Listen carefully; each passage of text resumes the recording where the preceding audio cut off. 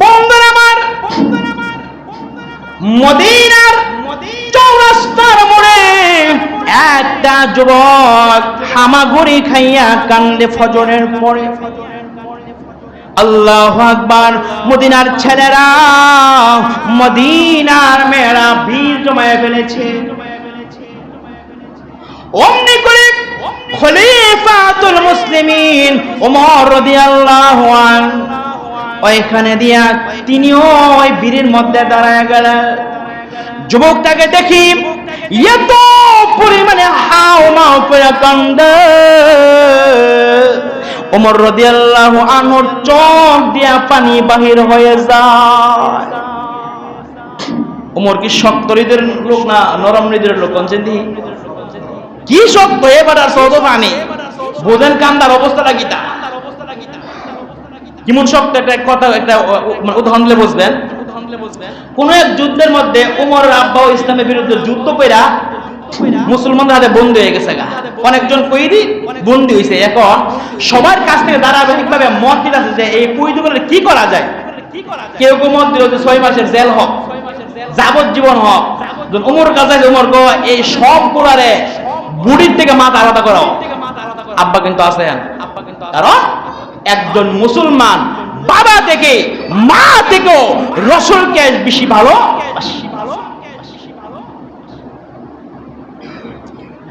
আমার বন্ধুরা, ওমর রাদিয়াল্লাহু আনহু বলেন, যুবক রে কি কারণে কান্দ বলো না? যুবকটা ডেকে বলেন, ওমর আমি এমন গুনাহ করেছি, তুমি কি আমার গুনাহগুলি ক্ষমার ব্যবস্থা করতে পারবা?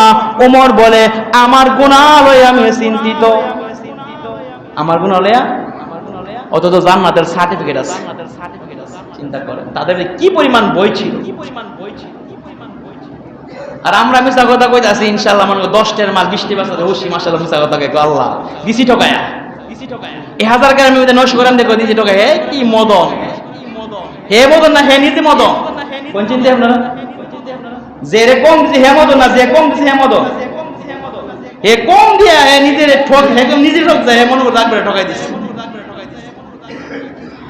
বন্ধু আমার, এমন সময় যুবকদেরকে বলেন, হ্যাঁ ওমর তুমি যদি না পারো গো আল্লাহর নবীর দরবারে আমার নিয়ে যাও না। আল্লাহর নবীর দরবারে ওমর রাদিয়াল্লাহু আনহু ওই যুবকদের নিয়ে হাজির হয়ে গেলেন। এবার ওমর যখন নবীজির কামরা মুবারকে প্রবেশ করলেন, আল্লাহ নবী বলেন, ওমর রে এত সাত সকালে তুমি আমার বেড়াইলে ব্যাপারটা বুঝতে পারলাম না। ওমর রাদিয়াল্লাহু আনহু বলেন, নবী গো আমার জন্য আসি নাই, আপনার এক উম্মত এমন গুনাহ করেছি আল্লাহ রাব্বুল আলামিন নাকি তাকে মাফ করবে না। আল্লাহর হাবিব বলেন, যুবক রে কি এমন গুনাহ করেছো বলো না?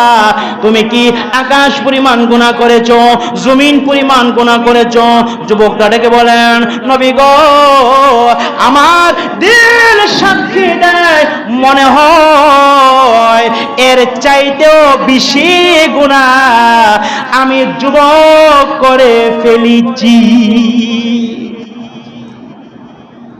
আল্লাহর হাবিব বলেন, হাল কতালতা নাফসান, আজ যুবক তুমি কি কোনো মানুষ হত্যা করেছো? কারণ মানুষ হত্যা করা এক মহা গুনাহ। যদিও এটার বর্তমান কোনো বিলও নাই, এভেলেবেল মানুষ মারতাছে আর মরতাছে, ঠিক কিনা? মানুষে তো মানুষ মনে হইতাছে না, কারণ কি আছে? ক্ষমতা। বোঝা যাইব ক্ষমতার কি পাওয়ার পরে। এবার যুবকটা বলেন, ইয়া রাসূলুল্লাহ ইয়া হাবিবাল্লাহ, আল্লাহর নবী গো আমি কোনো মানুষ হত্যা করি নাই। আল্লাহর হাবিব বলেন, হাল আশরাকতা বিল্লাহি শাইআ, তুমি কি আল্লাহর সাথে কোনো বস্তুকে শিরিক করেছো নাকি, শরীক করেছো নাকি, অংশীদার করেছো নাকি? যুবকরা ডেকে বলেন, ওগো নবীজি আমি কাউকে অংশীদার করি নাই। আল্লাহর হাবিব বলেন, যুবক এত বড় গুনাহ, তাহলে কি গুনাহ এটা জানতে চায়। এমনি করে যুবকটা বলেন, নবীজি আমি এখন আমার গুনার বর্ণনা দেব। নবী গো বলেন না, আপনি আপনার ঘর থেকে আমি যুবককে বাহির করবেন না। আল্লাহর হাবিব বলেন, আরে যুবক ওয়াদা করিলাম আমি তোমাকে ঘর থেকে বাহির করব না। ওই যুবকটা চোখের পানি গুলা চাইরা বলেন, ইয়া রাসূলুল্লাহ ইয়া হাবিবাল্লাহ, ওগো নবীজি আমি হলাম মদিনার একজন কাফন চোর। নবী গো যখন মানুষগুলা মরে যায় আর কবরস্থ করে, নবীজি আমি রাতের অন্ধকারে ওই কাপড়গুলো চুরি কইরা বাজারের মধ্যে বিক্রি করে আমার জীবিকা নির্বাহ করি। আল্লাহর হাবিব বলেন, আরে যুবক এটা কেমন কি বড় গুনাহ, আমি নবী তোমার জন্য দোয়া করব আর তুমি তওবা করবা, মহান মালিক তোমার জিন্দেগীর গুনাহগুলি ক্ষমা করে দিব। সুবহানাল্লাহ কইতে মনটা সানাও আল্লাহ। যুবক রাসূল আমি তো গুনার বর্ণনা শেষ করছি না। অমনি করে যুবক তাকে বলেন, ইয়া রাসূলুল্লাহ ইয়া হাবিবাল্লাহ, আল্লাহর নবী গো এরই ধারাবাহিকতায় মদিনার একটা সুন্দরী জামিলা একটা মেয়ে মারা গিয়েছে। নবীজি এই মেয়েটাকে মদিনার মানুষগুলা কোনোদিন দেখে নাই, তাকে মদিনার খুর বলা হইতো, মদিনার খুর বলা হইতো। নবী গো এই মেয়েটার বিবাহ পর্যন্ত হয় নাই, মেয়েটা দুনিয়া থেকে বিদায় হয়ে গেছে।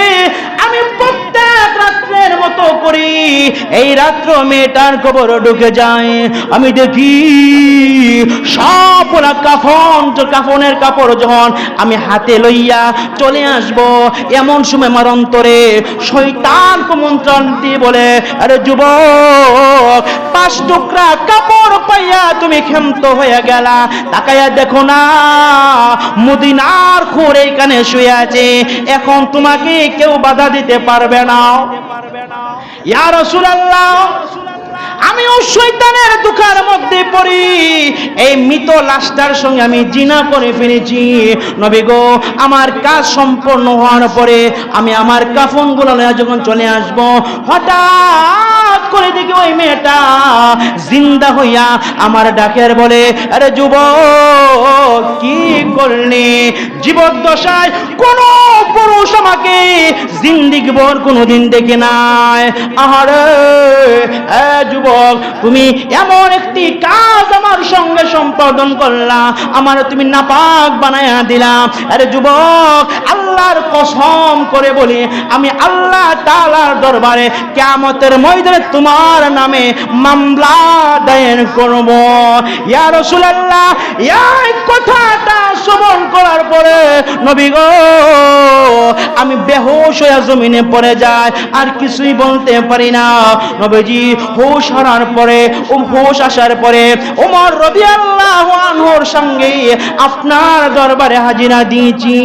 এই কথা শুনে নবীজির চোখ মুবারক থেকে অশ্রু মুবারক গন্ডুদেশ বেবে পানি গুলা বুক মুবারকে পড়তেছিল। আল্লাহর হাবিব বলেন, আরে যুবক সত্যি তো তোমার গুনাহ বড় শক্ত গুনাহ। এই কথা বলার পরে রসুলের কাছে এই গুনাহটা শক্ত, কিন্তু আল্লাহর সঙ্গে সঙ্গে কবুল হয়ে যাবে। যুবকটা রসুলের গোড় থেকে লাফ দিয়া বাইরে জঙ্গলে দৌড়তে দৌড়তে ওই সময়কালীন সবচেয়ে বড় পাহাড়ের উঁচু পাহাড়ের চূড়ায় গিয়া বান্দা স্থগিত হয়েছে, মানে স্থাপন করছে, মানে থেমে গেছে যে আল্লাহ আমি এমন গুনাহ করেছি তোমার হাবিব বলেছেন সেটা নাকি সবচেয়ে বড় গুনাহ। আল্লাহ আমার তো কোনো উপায় নাই, তুমি ছাড়া আমার কেউ নাই, মালিক তুমি আমার মাফ করে দাও।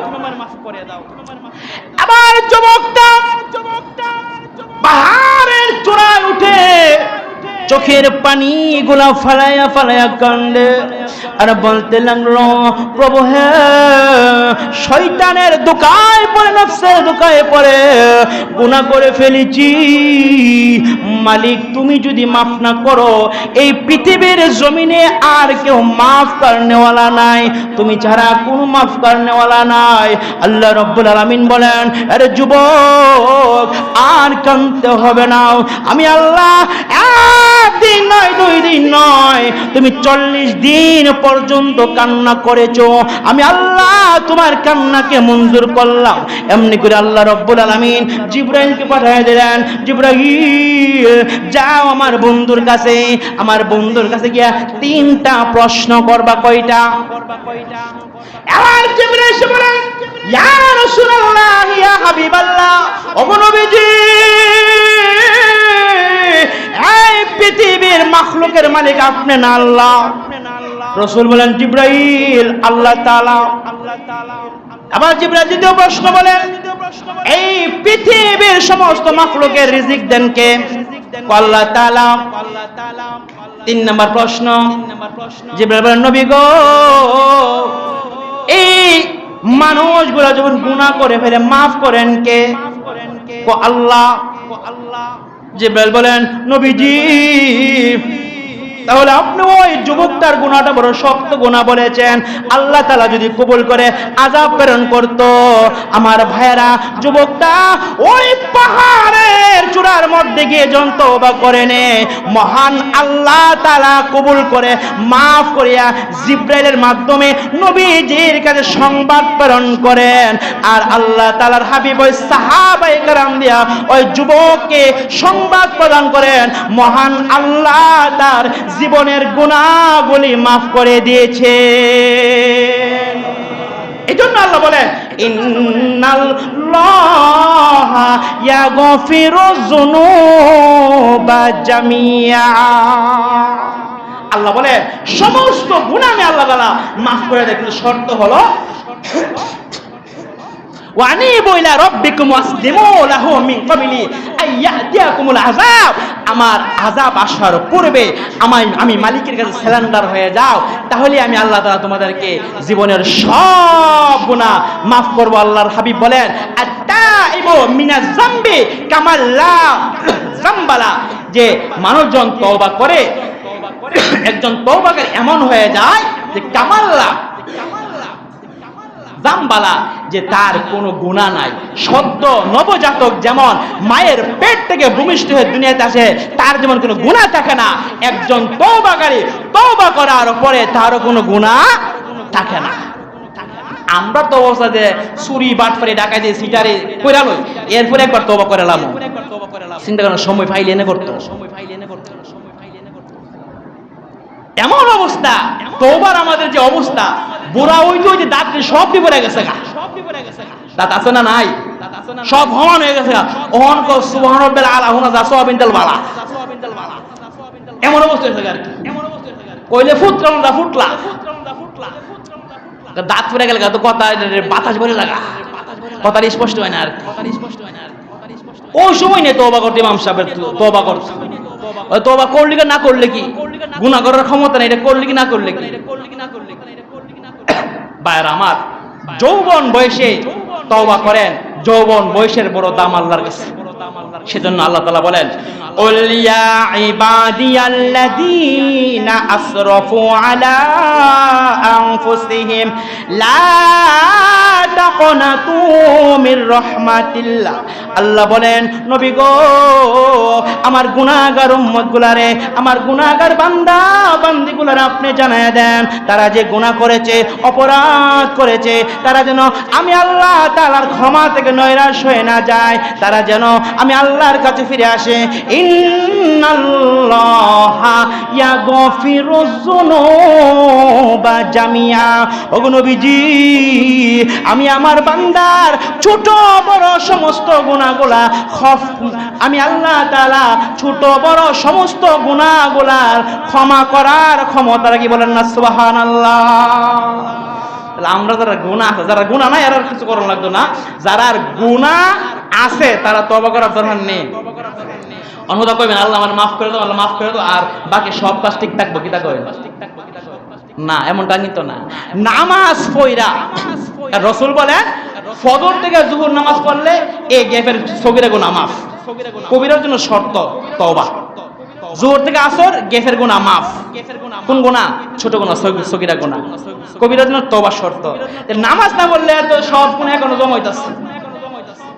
নাম্বার, যারা সুদ খাইতেন সুদ ছেড়ে দিবেন, যারা ঘুষ খাইতেন ঘুষ ছেড়ে দিবেন, হ্যাঁ, যারা গীবত করতেন গীবত ছেড়ে দিবেন, সবগুলা সাইরা এরপর আল্লাহ আল্লাহ আমি তোমার কাছে আসলিমু লাহু, আপনার কাছে সিলিন্ডার, আমি আর গুনাহ করতাম না। আল্লাহ ঠিক আছে, হ্যাঁ, একটা মা সন্তান হারানোর পরে 10 বছর পরে তোমাকে পাইলে যেমন খুশি হয়, তার চেয়ে কোটি গুণ বেশি খুশি হয়ে যায় তুমি যে তোমার জীবনের সমস্ত অপরাধ ছেড়ে দিয়া আমি আল্লাহর কাছে আসছো। আমি আল্লাহর কাছে আসার পরে আমি এত খুশি হইলাম, খুশি হয়ে তুমি যেই পরিমাণে গুনাহ করছো, যেই পরিমাণে তুমি গুনাহ করছো, আমি আল্লাহ খুশি হইয়া তুমি যে অপরাধ ছাইরা, সুদ ছাইরা, ঘুষ ছাইরা, অপরাধ ছাইরা আমি মালিকের দরবারে ফিরে আসলো, আমি আল্লাহ খুশি হইয়া তোমাকে ওই পরিমাণ, মানে যেই পরিমাণ গুনাহ এই পরিমাণ নেক দিয়া আমি আল্লাহ তোমার নিজ গৃহে প্রেরণ করলাম। সুবহানাল্লাহ বলেন। এটা কিন্তু কোরআনে বলছে আল্লাহ। কোরআন সূরা ফুরকানের 70 নম্বর আয়াত, সম্ভবত 70 নম্বর আয়াত, আল্লাহ বলেন ইল্লা মান তাবা ওয়া আমানা ওয়া আমিলা আমালান সালিহা ফাউলাইকা ইবাদদিলুল্লাহু সাইয়্যাতিহিম হাসানাত। আল্লাহ বলেন যা বান্দা নতুন করে তওবা করে পিছনের সব কিছু গুনাহ ছাইরা আমার দরবারে চলে আসে, নতুন আমল করলো, আল্লাহ বলেন ফাউলাইকা ইবাদদিলুল্লাহু সাইয়্যাতিহিম হাসানাত, আমি আল্লাহ আমার বান্দার খারাপ কাজগুলা, মন্দ কাজগুলা পাল্টায়া নেক কাজ দিয়া ভরপুর করে দে। সুবহানাল্লাহ।